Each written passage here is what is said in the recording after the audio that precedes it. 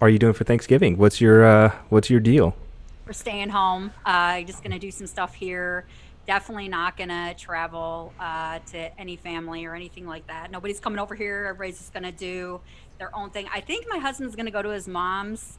Shame on him. No, I'm playing. I'm kidding. I'm not shaming anybody. I know we all have like things we want to do. It's hard to stay away from family on the holidays. I know that the virus is spiking up and everything, so it's tricky. But it's just gonna be his mom and stepdad who are all well, in good health. Well, you were practicing social distancing before it Yeah, was since the cool. 90s. Yeah, right. So if anybody needs any help on social distancing, hit up Muse, Halo Girl. What is it? Halo Girl 22? Yep. Yeah, on Twitter. A man who does not like social distancing. He's a social butterfly, and I'm very thankful that he's on the show. Chris, the creature, Zissy. What if I said Horo, Chris? Don't be nodding your head like you knew it was going to be you. I could have said Dexter. I could have. Yeah, I stand corrected. Yeah, but no, I thought you were going to say horror, and that's what I was agreeing with. But take the compliment. I am doing wonderful. Both kids are home for Thanksgiving, which is great, and we're having a grand old time. I went to Liberty University, picked up my daughter today, and just brought her home. And Matt flew in yesterday, so we are doing wonderful. Oh, that's good to hear, man. And I'm glad that you're able to hang out with your kids, and um, one day they'll bring their spouses over, and then you'll get their kids, and then you'll have to be handing out money and all this great stuff. And then I'll die. Yeah, but as long as Dexter the intern doesn't show up at your house, Horror from Promote Horror, what's going on, my friend? Oh man, I'm here, hanging out with my intern here who stays invisible on the camera, but that's okay. And we were talking, Lori mentioned the virus, and we were talking about the vaccine because there's been a lot of talk about that. And I realized that I was telling Dexter that my story that I wrote years ago, or that I still haven't finished, but I wrote, started with the zombie apocalypse starting because of a vaccine. And I'm like, holy shit, I'm definitely going to be concerned about taking this vaccine. So Dexter doesn't have to worry about it, but I'm concerned about the zombie apocalypse starting because of this vaccine. Yeah, it's a little scary. I read something like it. You're gonna know you took the vaccine when you take it because you're not gonna feel good. Well, it's like when you watch these commercials for like heartburn, but then you get all these other side effects like will cause rashes. Your hair will fall out. Your eyes may fall out of your face, but you're gonna be okay with the heartburn. We'll see what happens with the vaccine. Yeah, I'm really excited to get into the show tonight. A really cool movie. I really enjoyed. This is a horror comedy called Beast Mode. It comes out, I believe, on the seventh, December 7th. Pretty much when you guys are listening to this podcast, it should be out about the same time. Definitely check this out. We will have a plethora of the cast on, which I will not ramble off all of them right away, but definitely stick around. It'll be really cool. We'll see how we manage with multiple, probably the most people we've had on the show at one time, and we'll see how many times Muse can make one of those guests cry. So we'll see.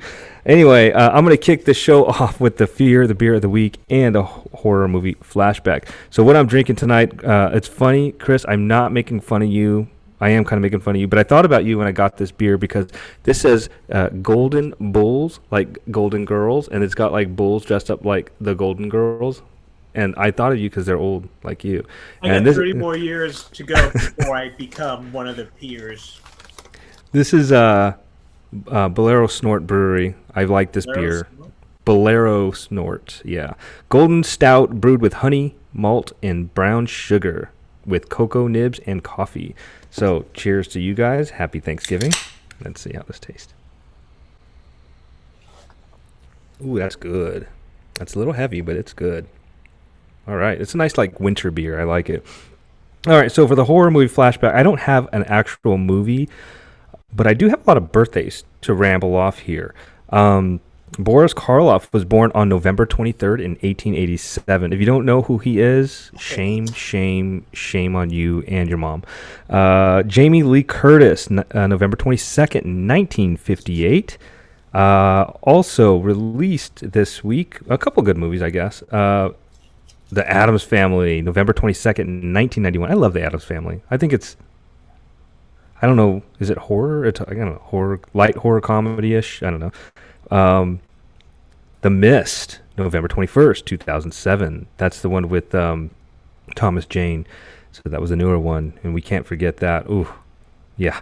And wow, Westworld, November 21st, 1973. And one more, November 21st, 1931, Frankenstein. So that was also with Karloff. Anyway, so that's my horror movie flashbacks and the Fear of the Beer of the Week, the Bolero Snort Brewery's Golden Bulls Golden Stout Ale. Muse, you're up with the Sinister Six. Oh, wait. Before you jump into it, and you can lead into this with me, Muse, I just want to say what's up to everybody in the chat. John, Y2 John, thank you so much for all that you do and supporting the show. Also, I just got to give a shout out to Isaac Thorne. Follow him at isaacthorne.com. He does the opening for the show on the podcast when you listen to the podcast. Anyway, shout out to those two individuals, and we'll get to some more later on. Take it away, Muse. Sinister Six. All right, yeah, I echo that. Definitely a shout out to these two wonderful dudes. They do a lot to support the show. Awesome. I know I believe I didn't get to see it because I didn't get to really go on Twitter too much right before the show, but John had tweeted out like the link to the show like about 3 hours before. I was like, and I saw Ken go, "You're the man, John." And I'm like, well, I think he's trying to take Dexter's. He's trying to take Dexter's spot, and Dexter's slacking, I think, a little bit. So. Yeah, Dexter's is slipping there. All right. So speaking of Dexter, perfect segue. Last week, Dexter had given me a perfect idea for a Sinister Six, and it was some of our coolest, most memorable skeletons in horror movies. So this is going to be a fun segment. There are so many, so please forgive me if I forgot maybe some obvious ones. I was kind of scrambling today, and I should have already had this done. I usually have my list done like long before now. So just kind of forgive me if I forget some obvious ones. I'm going to swing around to the guys, so I'm sure they'll cover what I don't get. So just jumping right in at number one is classic Psycho from 1960. Spoiler alert. So if you have not saw Psycho, fast forward about a minute and a half or two because I don't want to ruin anything. But spoiler for the ending of Psycho if you have not seen it. We all know how it ends. Marion Crane's sister finds Norman's mother there in the fruit cellar, and she's a corpse by this point, a skeleton corpse, and it's just one of the really shocking scene there at the end, and she's all just kind of just sitting there in the chair, just chilling and stuff. And I remember seeing this for the first time, and I was just like, oh my gosh, I just loved it. It was a great scene and a great skeleton in a horror movie, so a great classic to start off with there. We all know the story of Psycho, so I'm not going to run that back down for you. If you don't, go back and see it. It's a classic. Number two, Army of Darkness. I mean, the skeleton army of darkness, right? Just so funny, so much fun. I remember the skeleton playing like the flute as they're into battle, and just they're talking all this trash, and when they're coming after Ash and everybody and the villagers. So just a really fun one there. We all know Army of Darkness, where Ash is transported back to medieval times, and it's just a really fun movie. Also, if you have not seen the alternate ending, Army of Darkness, I highly stress you should do that. It's a little bit different than the original theatrical version. So definitely the Skeleton Army and Army of Darkness. Number three is Donnie Darko. Now this is a little bit of a stretch, but I love this film. We know the story of Donnie Darko. It's just a really out there story. I don't want to ruin too much because there's a lot of things going on in this one. So if you've not seen this one and it slipped under your radar, I don't know why it would, but you have to run and see this one. This is an excellent one. But Donnie Darko is played by Jake Gyllenhaal, and he's actually dressed up as kind of like a skeleton. I think it is for Halloween. We had just recently live tweeted this one probably about like less than a month ago. Just a great classic early 2000s film. You got to see this one. It's early Jake Gyllenhaal, but just, I mean, this movie is just out of its mind awesome. So just go back and watch that one. It's like I said, it's a skeleton. He's dressed up as a skeleton, you know. So I kind of stretch it. I like Jake Gyllenhaal and Donnie Darko. So I was just like, I'm throwing it in. I don't care. So I know some people might raise their eyebrows at that one, but I love that film. Number four, Poltergeist. Some real skeletons in this one. They actually used real skeletons. So they say, I believe that's actually a fact. And it's just some memorable scenes that you see these skeletons popping up out of the water as they're in the pool, as Carol Ann's mother Diane is in the pool looking, trying to escape, and the skeletons are coming out of everywhere near the end of the movie. I mean, they're like just launching out of the ground, out of the pool. They're like basically attacking at this point. So it's some really memorable, really cool practical effects skeletons in this one as well. Just a very memorable scene with a lot of really cool skeletons. Number 5 is Big Ben from House, 1985. This is Roger Cobb's old war buddy that he basically screwed over when he was over in Vietnam, and Big Ben is not happy. So he finds his way back to basically come after and take revenge on Roger. And it's just a very, very really memorable scene. Richard Mall plays Big Ben, and it's just one of my favorite skeletons of all time in a horror movie. And number 6, a classic 1959's House on Haunted Hill. We know the scene, the skeletons creeping up on the young beautiful damsel. It's just some really great scenes there in the classic House on Haunted Hill with Vincent Price, with some skeletons. And again, I don't want to ruin too much. I know there's some that have not seen the super way back classics, but you have to see that one. That is like a must see for horror fans. Actually, all of these are, in my opinion.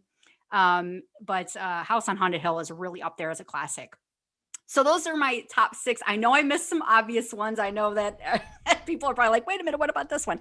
So yeah, I know there's so many. So I'm going to swing around to Horo first and ask him, and Dexter for that matter, who their favorites, because they gave me the idea for this one. So I want to know what theirs are. I'm really curious. Okay, well, since this is Dexter's category, I'll just give you his favorites.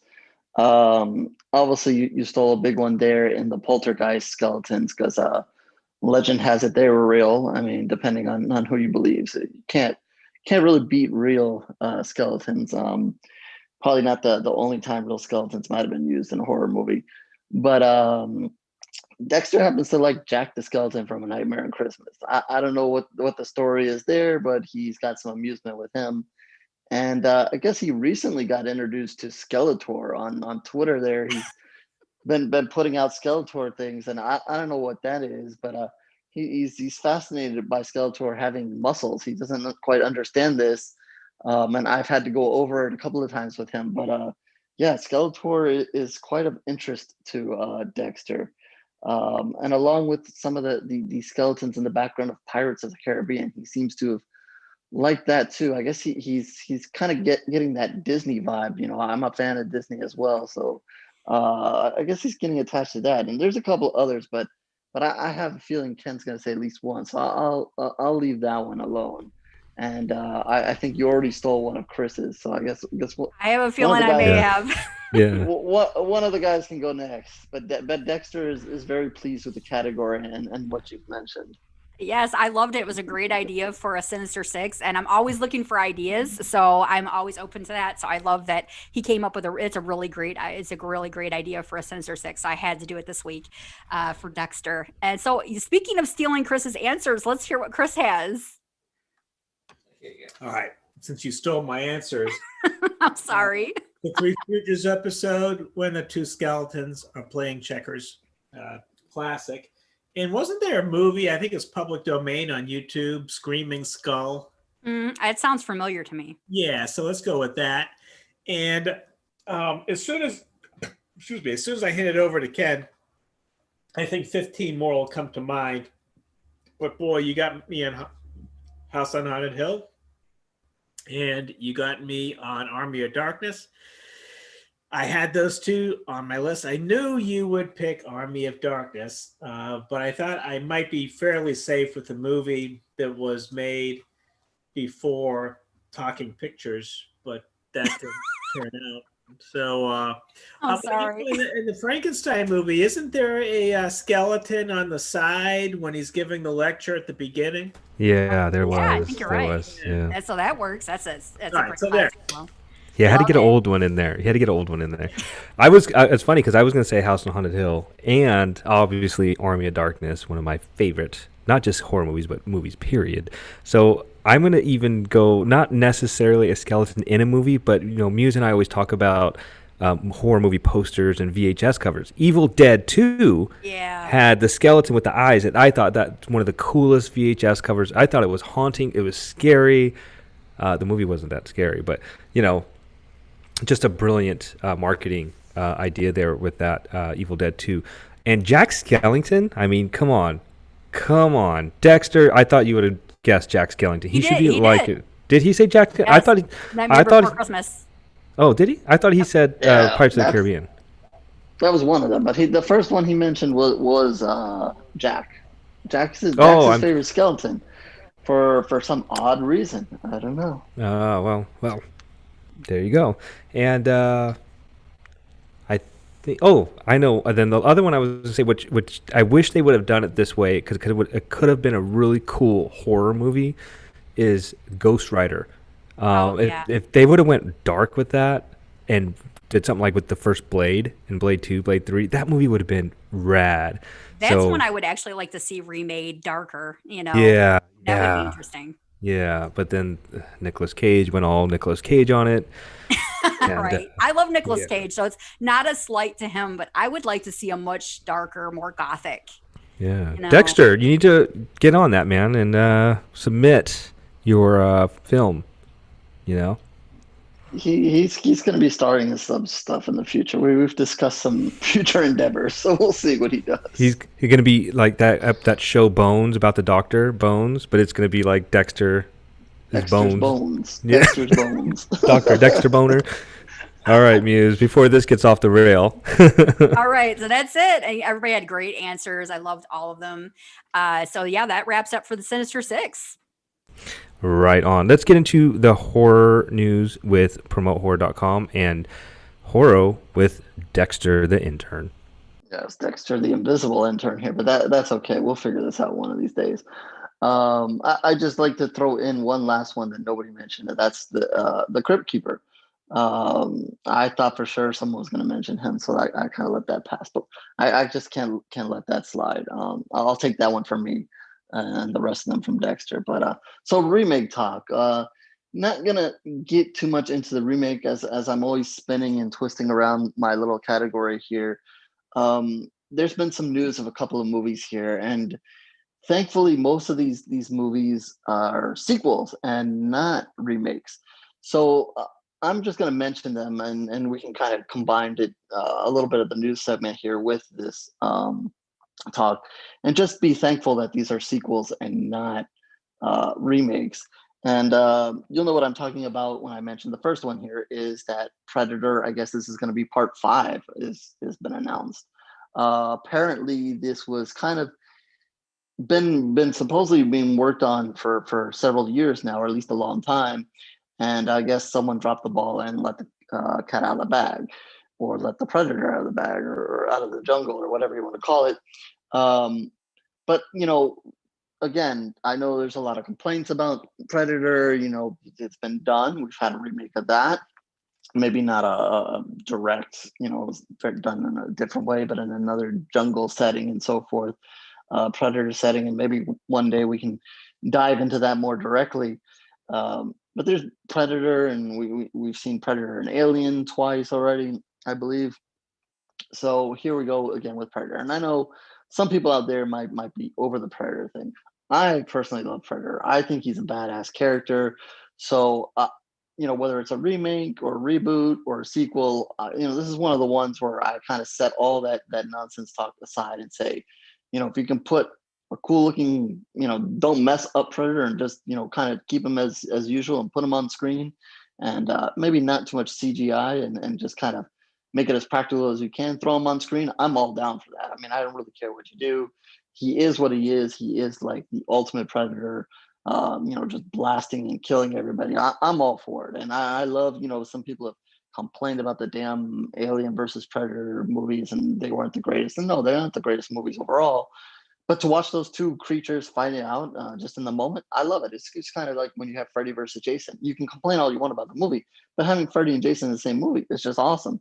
So just go with it. So I'm here to say, we're gonna have another Predator movie. Just whatever they do, just go with it. Don't worry. You just be thankful it's not a remake. Another movie. Jeffrey Reddick, who did Final Destination. He's responsible for that. We talked about his new movie, Don't Look Away. We did about a month ago. He was on Twitter, and I guess he confirmed that there, and something that I also brought up on the news before, there is going to be another Final Destination, but this one is going to actually supposedly be a reboot. Reboot or not, if you think about it, most of the movies in that whole series are reboots. It's just, the same thing, death coming to come back from whatever and get these people who have escaped death. Each movie is basically the same, just centered under a different circumstance. So, you can call it a reboot, but again, it's really just another sequel on top. I'm excited for that. Here's another one that I'm not going to complain about. Throw it in there. My only complaint is, they kind of wrapped it up, and they had that grand exit in part 5, and they kind of summed it up very nicely and so forth. So it is, in a way, a little disappointing that they're going to bring it back and kind of undo all that niceness they did at the end of part 5. But I'm a fan of Final Destination. It's basically, just like I just said, Predator's just there, have him kill a bunch of people or creatures, aliens, whatever the hell he's going to kill. And in this one, you just have people dying. And that's basically the center of this movie and what makes this movie work. You make a really cool entrance, beginning to go with the story, and then just very nicely kill off everybody that's involved. I even liked it in 3D. There's no mention whether this is going to be a 3D. I say, do it in 3D again. It's the one. I say it's one of the rare circumstances that I've actually enjoyed a 3D movie. Some of them have just been plain old awful. Most of them have been awful, but the last Final Destinations that they did in 3D, I thought they did a decent job, and that could be just a bonus, but it doesn't have to be. Another movie here. This one is rumored to be coming to Netflix, or because I guess there's a ongoing. There's going to be a production going to be shown on Netflix now with it. It's Killer Clowns, and there's been long rumored of them wanting to do a sequel. They wanted to do a sequel way back in the time, and I guess it's right now a thing that I guess I think it's MGM or one of those companies still owns the rights to, and so forth. That always gets very technical, but the creators of it have been dying to do a sequel, and this is, again, I'm glad, if there's going to be any talk about this, I'm glad that it's going to be a sequel. I don't really think there's a need for a reboot. I mean, I guess you could if you really wanted to, if you wanted to add your own clowns to it, but I think the ones that they have, at least the main 2 or 3, are pretty iconic in their own right. So I really, if you were going to do it over, you just have to bring them back anyway. So I'm again here doing it right. If they're going to do it, let's do a sequel. Bring them back, and let's keep it practical. Let's not mess this up and bring in a bunch of CGI crap. Let's keep it to what the original accomplished, and they accomplished a lot. Think of it back then. I think, what was that, late 70s, early 80s, if I'm not mistaken. They accomplished a lot with that movie. So again, another one I applaud. Let's do a sequel, not a remake. We're loving the news. We're rolling with this. And the last one I'm going to bring up here, and kind of like last week, I like some of these other movies I just mentioned, but last week I mentioned Short Circuit. The childhood one kind of gets closer to the heart, and this is Gremlins. And Gremlins, to me, again, it's another one that's close. I love Gremlins. Every Christmas, some people want to argue whether that's a Christmas horror or not. Whatever it is, to me, it is. You watch Gremlins during December. Long rumored that we're going to do a part 3. Apparently, they have a writer for part 3. Again, it's another rights thing. Who has the rights? What are we doing with the rights? Blah blah blah. But I guess there was mention. I guess they talked to him, and they said if they do a part 3. They will do puppets and not CGI. So again, we're I come on here and talk about some remakes and complain about them and go down the wrong path with that. But here are 4 movies that it looks like they're going to do the right thing here and do sequels with, or at least do these movies and hopefully, I mean, still early with a lot of these things, but hopefully in the right direction here. So yeah, if they do another Gremlins, it has to be puppets. If you do a CGI Massacre, we're going to have to talk to somebody up top, because we're going to have big problems here. So those are four movies I kind of mentioned, and I'm gonna throw it to you guys now if you want to make any comments about these being sequels, not remakes, and comments on being excited for any of these movies, or what you think about this kind of news. I'm gonna jump in real quick on a couple of them. Predator. I hear you, dog. I think Predator, the first one, is one of my favorite movies. Like I think it is probably the best action movie ever made, and we can have a discussion about that one day. But and then the second one, I liked it. I liked it.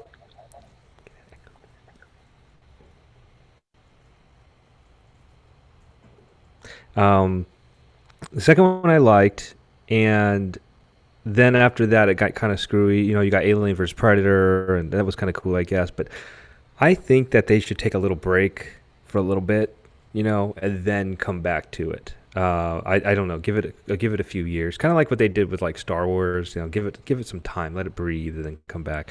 Now, Gremlins, I totally agree. It has to be puppets, and I would love to see them give this to John Favreau. Now, hear me out. John Favreau is doing a brilliant job with The Mandalorian because he's doing a lot of puppets and practical effects and makeup and stuff with a lot of the aliens and creatures and stuff. And it's a good storyline because Gremlins is a little bit more lighthearted. Chris and I were talking about Phoebe Cates the other day, and it would be really cool to see her just like make a role in there. Then what's the guy's name there? I forgot.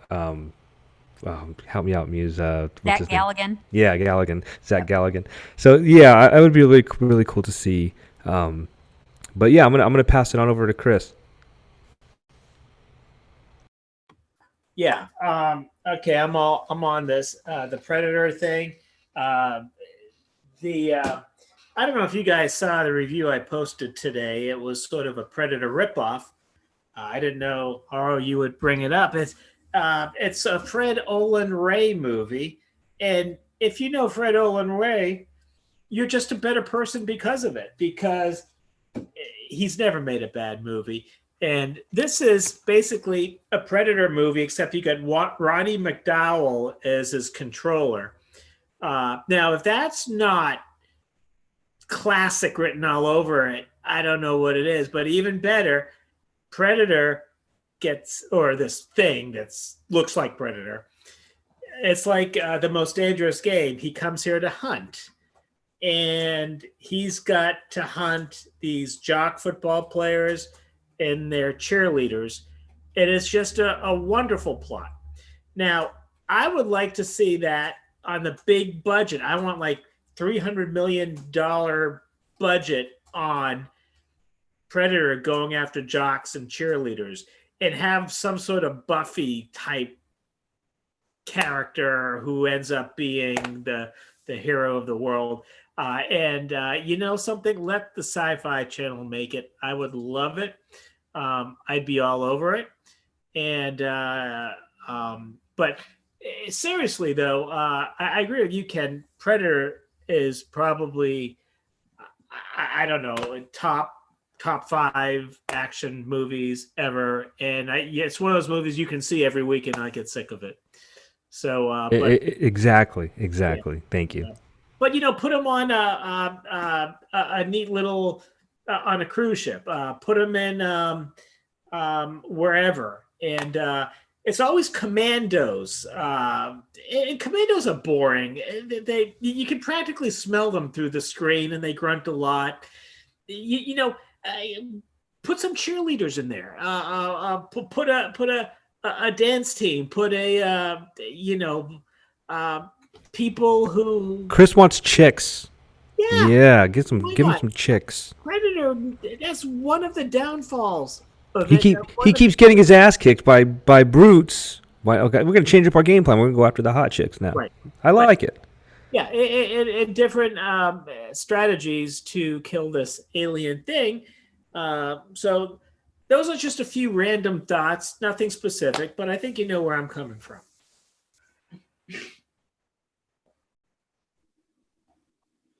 All right, I think it's my turn to chime in. So, Predator, yeah. I mean, I don't see how you could really, I mean, I guess you could go wrong making a Predator sequel, but it's such a popular franchise. I think people would go see it. I really do. I think they would rent it on demand, all that, just out of curiosity. So I definitely think people are going to see it if it's made. I agree with Chris. Let's throw some women into the mix, but I want the women kicking the Predator's ass. I want some Buffy the Vampire Slayer type action happening. I don't care if it's cheerleaders, flight attendants. Ripley versus Predator. There it Yeah, is. something. Yeah, let's get some women in there, and I'm not against the commandos, because muscles are great. I'm okay with that. But I mean, yeah, let's change it up a little bit and have some ass kicking women in there and changing the vibe up a little bit. So I like that idea. I love the idea of a Gremlins sequel as well. I definitely think we need another Gremlins movie. It's time. There's so many fans of that film, and I definitely think it would be a lot of fun to see what's been going on in this whole storyline, and where they could go with this. And I definitely think you got to bring Phoebe Cates and Zach Galligan back, or I don't want anything to do with it. Honestly, I'm going to be honest. If they're not involved, I'm out. And I mean, I know that's a little harsh, but and I agree, it's got to be puppets. If you CGI this, it's gonna fail. I just really feel like it's gonna crash. So, and I think did you say Final Destination as well? Yeah. So I'm all for Final Destination sequels because I love seeing what new deaths they come up with. It's always fun to watch people get killed in a myriad of ways. So I am so down for that. Whenever they want to make another one, take my money. I don't care. I just want to watch people just die in creative ways. I still feel like I think she was a gymnast, that death right there. I think that was in one of the last Final Destination movies, if not the most current one or the one before it. It was either in 4 or 5. I think there's 5.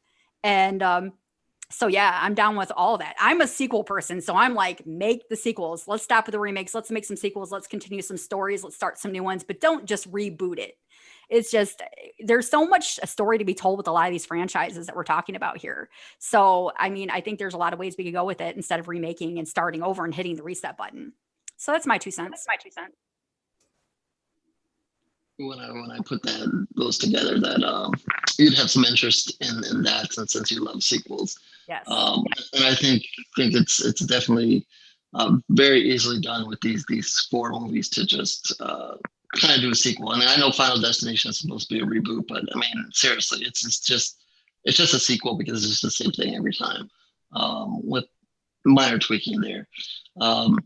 So that's all good stuff, and I'm really fascinated by Ripley versus Predator. I mean, that I don't think I've ever heard anybody say that. Too bad we can't get her Sigourney to kind of like put the fountain of youth and kind of maybe back when she was maybe against Predator. That would be rad. Throw in a surprise, alien like somewhere in the middle there, and see who she gets to team up with there. Maybe she'll choose a side. But yeah, that's some cool stuff. But yeah, that's the first time I heard of that. That's I'm interested. I'm down with that. All right, so that's some of the news. But let's jump into some other news really quickly. For those who are waiting for the Dexter series to come next summer, just to let you know, Netflix is going to be ending Dexter on December 30th. So if you need to binge, like I was hoping to binge all the seasons to kind of do a rewind here. It will be ending. They will be removing it. So if you're going to binge Dexter, do it and do it now.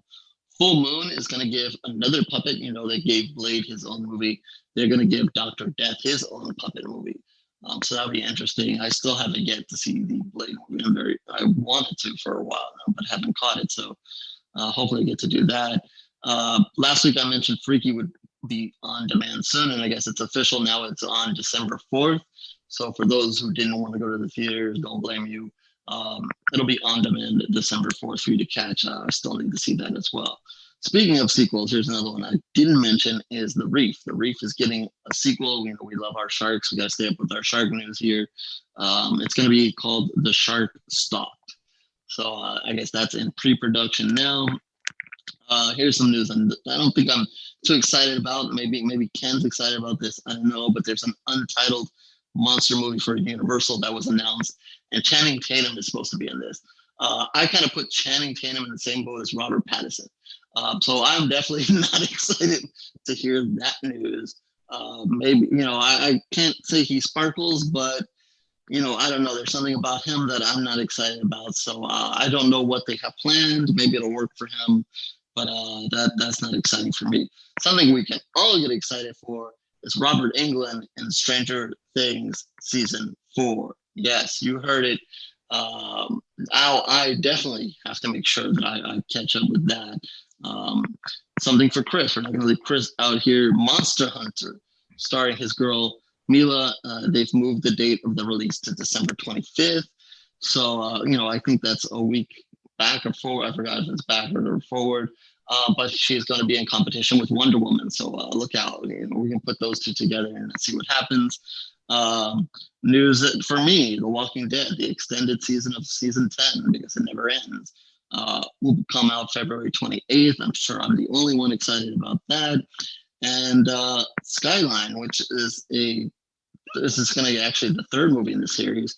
That is going to be out in theaters, drive-in, on-demand, and digital, December 18th. So I know I didn't like the first one. The second one, I don't believe I saw. So it'll be interesting to see what they do with part 3. I'm sure Chris has seen them all and is all up to date on that. Maybe he can comment on that at some time. And then as far as wrapping it up with recommendations, the last couple of weeks I haven't had any. If you're an Exorcist fan, you have to see Leap of Faith, which is on Shudder now.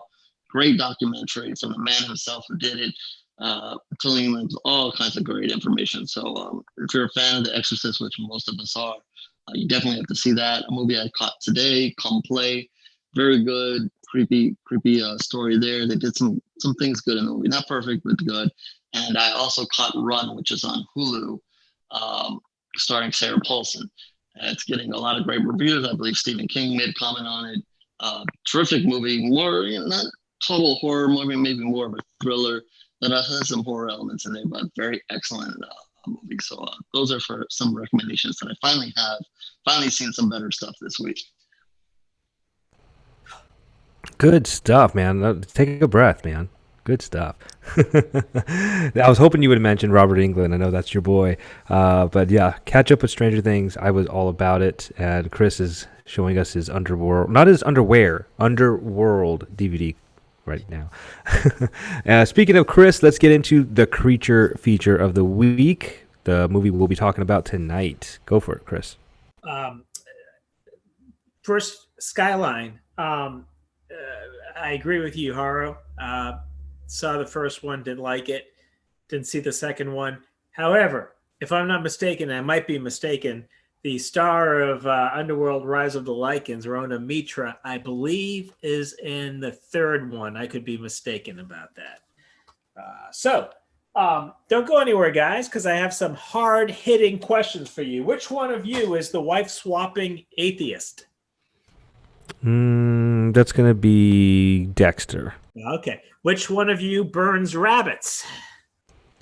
Definitely a Florida thing. That's got to be Omar. See, who in the right mind would admit who they actually are? I mean, when people come up to you, Ken or Omar or Lori, and they say, I am just so fortunate I met you. Are the best. You are what I needed. You are the best. Is there something in your mind saying, you have no idea who I am? But you don't say that. You just let them go on and on, let them think how great you are. But deep inside, there's no way. They're mistaking you for somebody, or they misinterpreted something that you said to be brilliant. It isn't brilliant. They just misinterpreted it. But you'll take the fame and glory. We're all married. Have you all told your spouse absolutely everything that's on your mind when it was on your mind? It's a trap. It's a trap. Don't do it. Right. The secret, and I think I saw Laurence Olivier say this in one of his movies of A Great Marriage, is that your spouse never really knows exactly who you are.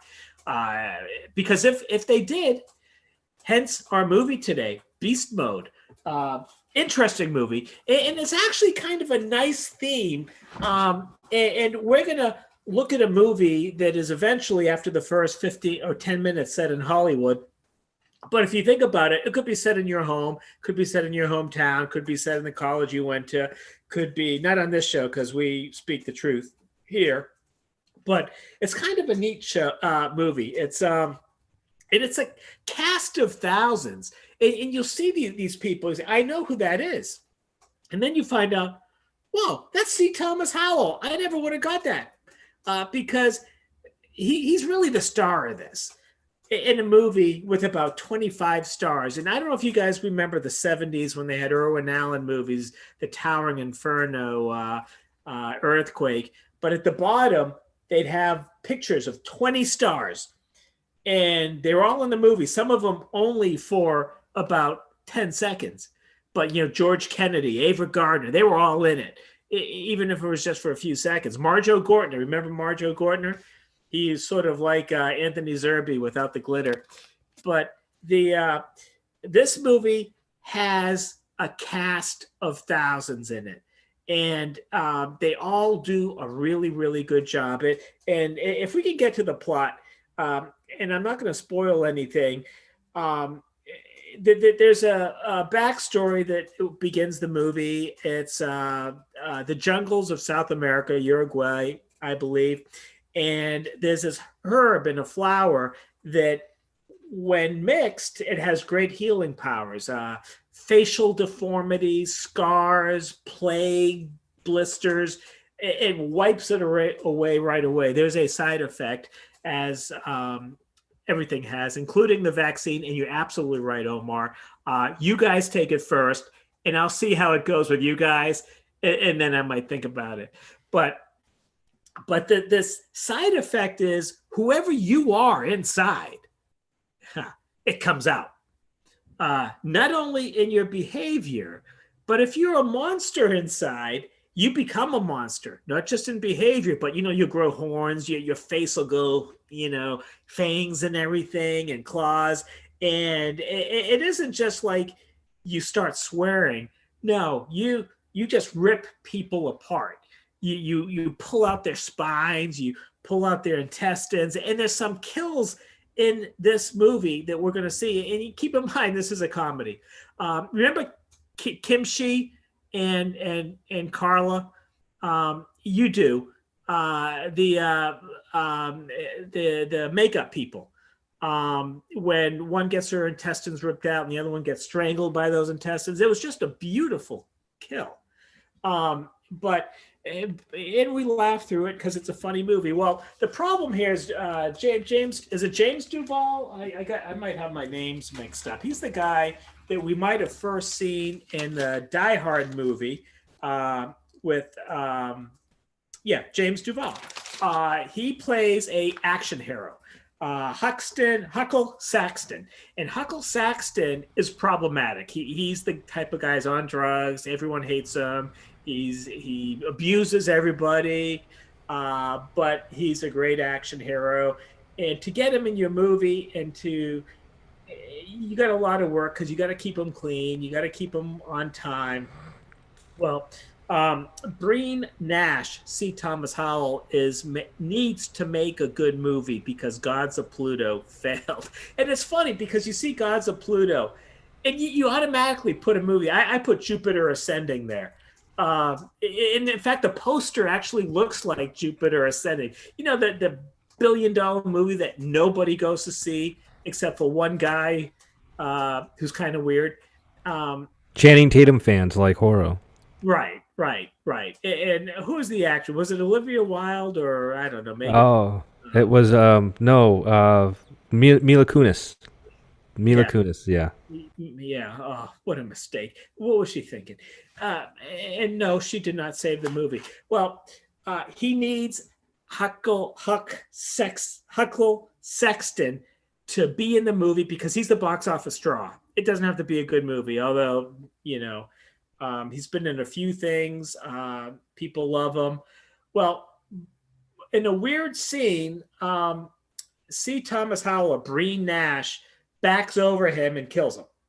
The problem is we go Weekend at Bernie's now, if you remember that movie.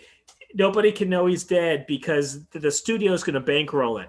The studio's they hesitated, but hey, if you can control Huckle Saxton, okay. And so they get a bankroll. So they find a double who's close to a double. This schmuck janitor somewhere with scars on his face. Leslie Easterbrook is in this movie, and she's able to recommend some cream that they can put on the face to get rid of the scars. Well, the cream is the stuff from the jungle that brings your insides, whoever you really are, out. Well, the cream ends up making the rounds, and the people taking it turn into monsters. Now, they're already monsters figuratively.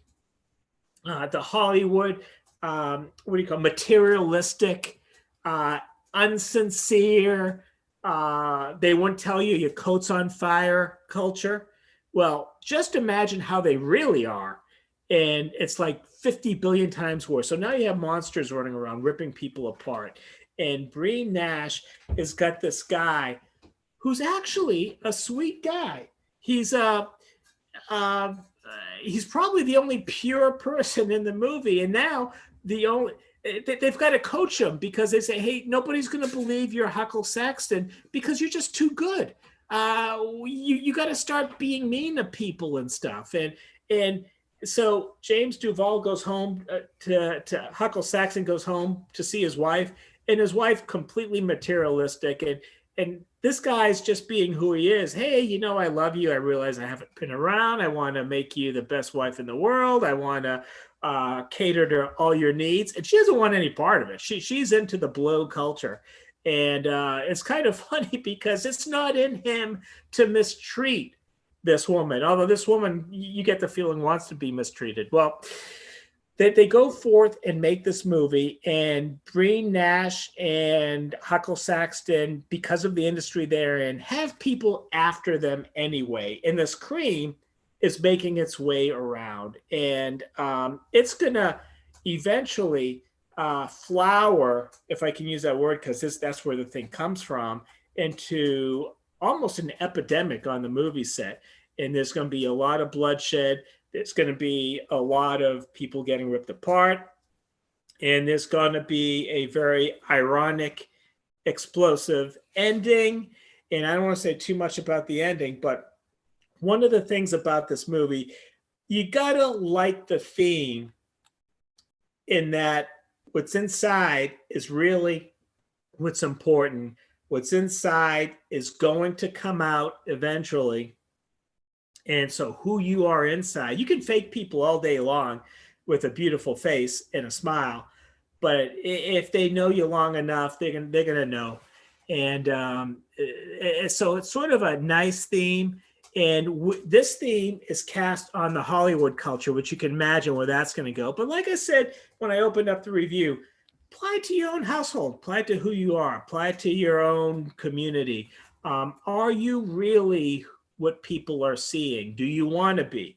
Now, you're not ripping people apart, so maybe it's sort of a charge that if there's something inside you, how you think, how you feel about people, it's not that healthy, you can tinker with it still before it explodes out. So look at it as a warning and maybe as a guide, but the cast is amazing. The gore is piled on high. And even with the gore and the monsters, this is going to be a comedy which you're going to laugh at. And I wouldn't say horror comedy, but maybe comedy horror, which is unusual because the horror is pretty intense and gory. But the overarching theme is just something we look at. And the only thing I'm going to say is we're going to talk to these guys in just a minute or two, and I got a couple of questions I want to ask them regarding that. So stay tuned. In about a minute, you'll see them. Yeah, well, let's jump right into our interview. Great review. Definitely a movie that you guys will love the interview. Check it out. We'll be right back, everybody, with a lot of the cast members.